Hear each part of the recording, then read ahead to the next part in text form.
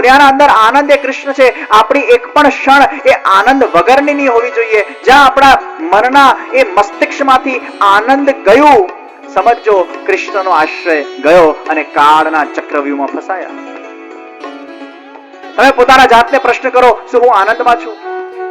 અને જો હું આનંદમાં નથી, એનો અર્થ એ છે કૃષ્ણ મારા જીવનમાં નથી. અને જ્યારે જ્યારે હું આનંદમાં છું, એ કૃષ્ણ મારા જીવનમાં છે. જ્યાં મને ટેન્શન થયું, જ્યાં મને ડિપ્રેશન આવ્યું, જ્યાં હું હતાશ થયો, જ્યાં મને ગુસ્સો આવ્યો, જ્યાં મને ક્રોધ આવ્યો, જ્યાં મને ઈર્ષા આવી, જ્યાં મને દ્વેષ આવ્યો, તમે પોતાના મનને કહેજો, આ કૃષ્ણ તારામાંથી નીકળી ગયો છે. કેમ કે કૃષ્ણના રહેતા દ્વેષ આવી શકતો નથી, કૃષ્ણના રહેતા ઈર્ષા આવી શકતી નથી, કૃષ્ણના રહેતા ક્રોધ આવી શકતો નથી, કૃષ્ણના રહેતા ટેન્શન આવી શકતું નથી, કૃષ્ણના રહેતા દુઃખ આવી શકતું નથી, કૃષ્ણના રહેતા આ સ્પર્શી શકતું જ નથી. આ 24 કલાક પુષ્ટિ સંપ્રદાય શું સિદ્ધાંત આપે છે? આનંદ में रहो, બી હેપી, બી રિલેક્સ. कितना सरस सिद्धांत महाप्रभु जी आपे छे, आनंद में रहो. और वो आनंद कब मिलेगा? जब 24 घंटा तुम्हारे दिल के अंदर, मन के अंदर, हृदय के अंदर, बुद्धि के अंदर कृष्ण तत्व समाहित होगा. कृष्ण भगवान ये तमारा जीवनના અંદર એક તમારા સંતાન રૂપે, તમારા ફેમિલી મેમ્બર રૂપે તમારા ઘરે જ્યારે બિરાજમાન થતા હોય અને તમે કૃષ્ણ માટેના વિચારો કરો, તમારો છોકરો છે ને તમારા ચિત્તમાં હંમેશા રહેશે. તમારો છોકરો બહાર જશે ને, તમે વિચાર કરશો આ બહાર ગયો હશે, આમ કરતો હશે, ખાતો હશે, પીતો હશે, આમ થશે, તેમ થશે. ક્યાંક ને ક્યાંક તમારા છોકરાનું સ્મરણ જાણે કે અજાણે તમે કરશો. સપ્રયત્ન ચિત્ત વ્યાપારઃ ઇતિ અપ્રયત્ન ચિત્ત વ્યાપારઃ ઇતિ સ્મરણ. પ્રયત્ન વગર જે ચિત્તનો વ્યાપાર થાય છે એ સ્મરણ છે. સ્મરણ એ જરૂરી નથી કે બુદ્ધિને જોર લગાડીને કરવામાં આવે, એ સ્મરણ નથી. શરૂઆતમાં જોર લગાડવું પડે, પછી એ સ્વભાવમાં આવી જવું જોઈએ. પરમાત્માનું સ્મરણ અપ્રયત્ન ચિત્ત વ્યાપાર છે. પ્રયત્ન કર્યા વગરનો જે ચિત્તનો વ્યાપાર, એ સ્મરણ એ થઈ જ જાય. અને મહાપ્રભુજી કહે છે એ સ્મરણ થઈ જવું જોઈએ જ્યારે કૃષ્ણની ભક્તિ સિદ્ધ બને. કૃષ્ણ સેવા સદા કર્યા ત્યારે સિદ્ધ થશે જ્યારે 24 કલાક કૃષ્ણ તમારા હૃદયમાં રહે. आनंद में रहो, आनंद के साथ रहो, आनंदित बनो, यही तो पुष्टि मार्ग है. સંસારમાં રહીને ભગવાનની ભક્તિ કરવાનો સુંદર સિદ્ધાંત. અહીંયા મહાપ્રભુજી કહે છે સંસારને છોડવાનો નથી, સંસારમાં રહીને ભક્તિ છે. તમારી આસક્તિઓને વાળવાની છે કૃષ્ણમાં, પણ આસક્તિ હશે તો વળશે ને. ગુસાઈજી પાસે એક ભાઈ આવ્યો અને પૂછવા લાગ્યો મને ભગવાનને પ્રેમ કરવો છે. ગુસાઈજી કે તારા જિંદગીમાં કોઈને તે પ્રેમ કર્યો છે? એ કે ના. તો ગુસાઈજી કહે છે તારા જિંદગીમાં જો તે કોઈને પ્રેમ નથી કર્યો તો ભગવાનને પણ પ્રેમ નથી કરી શકવાનો, કારણ કે પ્રેમ કરવાની તારા અંદર ટેન્ડન્સી જ નથી. એ પ્રેમ કરવાની તારા અંદર એ આવડત હોય તો એ આસક્તિને ભગવાનમાં વાળી શકાય ને. निर्विन्नानाम ज्ञान योगः कर्म योगस्तु कामिनाम न निर्विन्नो नाति सक्तो भक्ति योगस्य सिद्धिदः. પુષ્ટિ માર્ગના અંદર બહુ બધો મોટો જ્ઞાની પણ જોઈતો નથી, બહુ વૈરાગ પણ જોઈતો નથી. પુષ્ટિ માર્ગના અંદર થોડુંક વૈરાગ, અતિશય વૈરાગી બનશો એમાંય મજા નથી. પહેલાના જમાનામાં બધા જે સંન્યાસી હતા, આજની વાત નથી કરતો, પહેલાના જમાનામાં બધા સંન્યાસી જમીન પર સૂવે,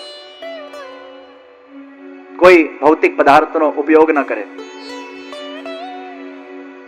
હવે જે માણસ આખું જીવન જમીન પર સૂતો હોય એને કેવી રીતે ખબર હોય કે મારા ઠાકોરજીની શૈયા સારી છે કે નહીં? તમને સારામાં સારી વસ્તુ ગમવી જોઈએ. આ ગમવાનો સિદ્ધાંત તમારા અંદર હોવો જોઈએ. આ પ્રિયતાનો ગુણ મનુષ્યના અંદર આવ્યો ક્યાંથી? એ પરમાત્માના અંશથી આવ્યો ને. મને આ વસ્તુ ગમી, તમે બોલ્યા મને આ વસ્તુ ગમી. આ ગમવાનો સિદ્ધાંત, આ ગમવાનો ગુણ આવ્યો ક્યાંથી? મનુષ્ય પોતે તો લાવ્યો નથી. મનુષ્યના અંદર ગમવાનો ગુણ છે જ નહીં, પ્રિયતા એના અંદર છે જ નહીં.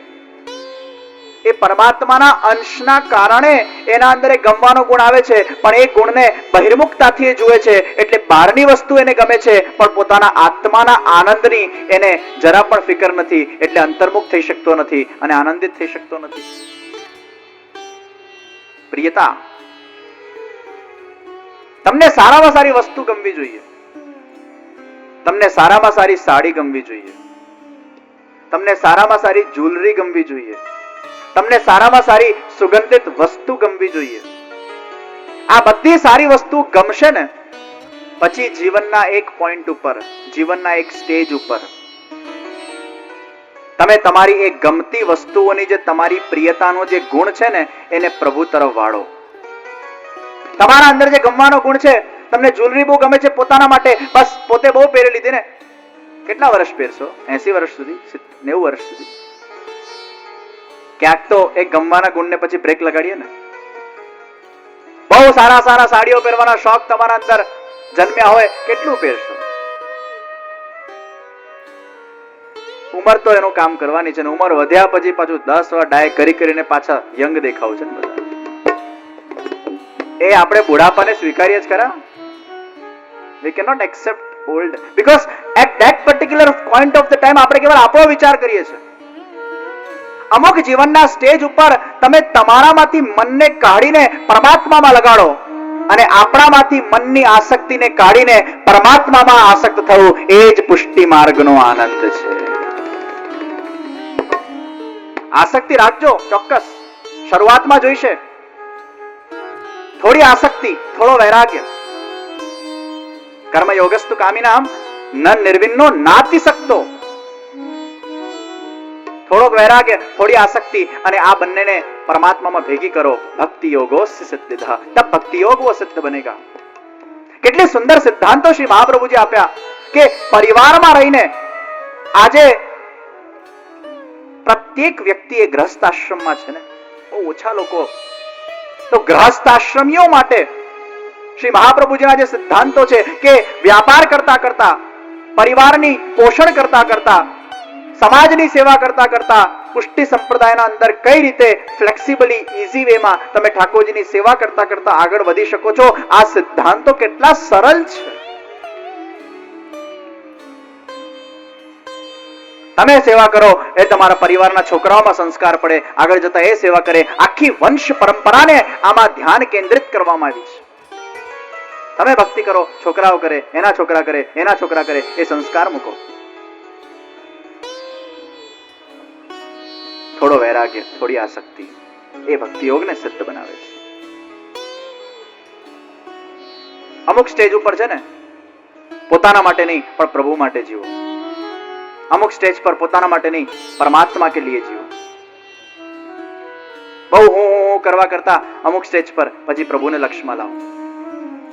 पहला 25 वर्ष छोकराओं ने समझाओ, पहले 25 साल वो क्या है? वो कैरियर है, एजुकेशन है. બીજા 25 વર્ષ એ સંસાર છે, કિડ્સ છે, ફેમિલી છે, અને અંતિમ 25 વર્ષને કેવલ ભગવાનમાં ડેડિકેટ કરો. આ 25 વર્ષને ડિવાઈડ કરો. પહેલા 25 વર્ષમાં તમે છોકરાઓને સંસ્કાર આપો, ચારે ચોક્કસ ભણવાનું છે, સારું કેરિયર બનાવવાનું છે, સારી ડિગ્રી લાવવાની છે, ચોક્કસ ભણ. બીજા 25 વર્ષને સંસાર પર ધ્યાન આપો, ફેમિલી પર ધ્યાન આપો, છોકરાઓના પરવરિશમાં ધ્યાન આપો. પણ છેલ્લા 25 વર્ષને લોન્ચ કરવાનું છે ભક્તિ માર્ગના પ્લેટફોર્મ ઉપર.